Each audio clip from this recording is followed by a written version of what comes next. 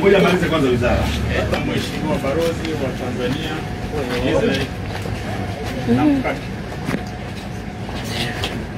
Kwa niaba ya Mheshimiwa Balozi wa Tanzania nchini Israel, Mheshimiwa Alex Gabriel Karua, na kwa niaba yake na mkabidhi naibu katibu mkuu mwili wa kijana wetu Joshua Lloyd Mole ambaye aliuawa na Hamas na mwili wake kuchukuliwa na kupelekwa Gaza.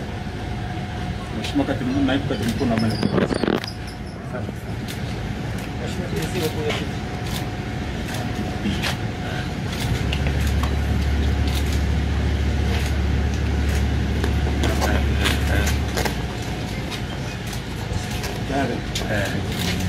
Mkazi wetu ni Tel Aviv nchini Israel kwa juhudi ambazo imechukua kuweza kufanikisha kuwasili na kukabidhi mwili wa ndugu yetu Tanzania mwenzetu kijana wetu Molel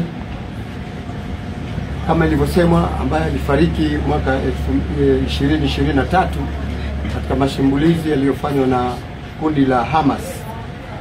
Nami kwa niaba ya serikali kupitia Wizara ya Mambo ya Nje na Ushirikiano wa Afrika Mashariki, kwa niaba ya serikali ya Jamhuri ya Muungano wa Tanzania inayoongozwa na Dr. Samia Suluhu Hassan, naomba nichukue nafasi hii baada ya kukabidhiwa mwili huu, mabaki haya ni yakabidhi kwa familia ambayo yupo baba mzazi na mama mzazi wa ndugu yetu Molel.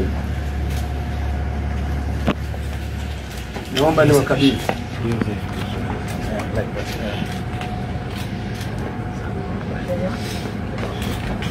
Na naomba tulishike jeneza hili kwa makabidhi.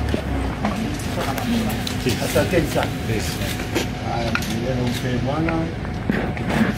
Haya, milele umpe Bwana. Uzidi kwa amani. Mwanga milele umwangazie.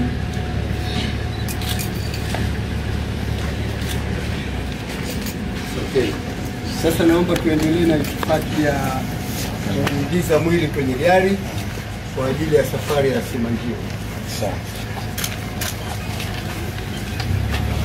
Wanaohitaji kujua kesho rasmi kule wilayani Simanjiro Okesmet, kwenye jiji la Okesmet wilayani Simanjiro, sio mbali sana, ni kama kilomita 140 tu kutokea hapa.